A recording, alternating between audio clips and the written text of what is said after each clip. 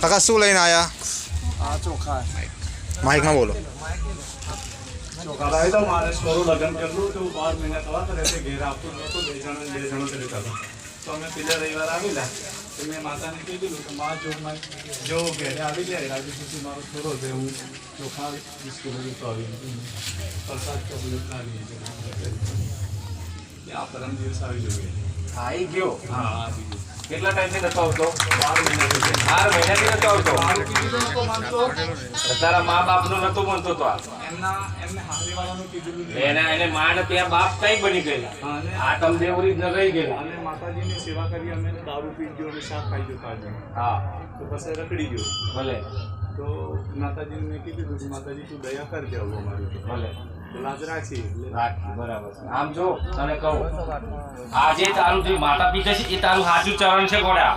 સમજી લેજો તને કહું. તારા હા પેલા તારા ખાય એ તને છોકરી દીકરી આપી છે એ માતા પિતા છે તારા. તો એટલું વધારાનું અહીં લાગે છે તારું જે કઈ હોય એમના ચરણમાં જે કઈ સાચી ભક્તિ આવી છે બરાબર છે.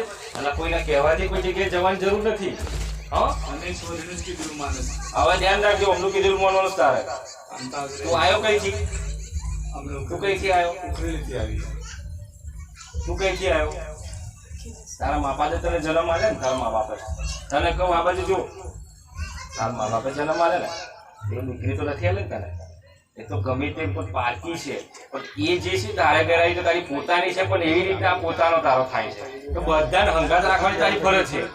વાલું કોઈ બનાવવાની જરૂર નથી કે આ એક મારું આ વાલું છે પણ તારા માટે બધું વાલું છે. આ ધ્યાન રાખજો. બરાબર છે. માતા પિતાના ખાસ ચરણ પકડી રાખજો. બરાબર સુખી થઈ જાય બાકી તો દુઃખી થઈ જાય છોડ દે.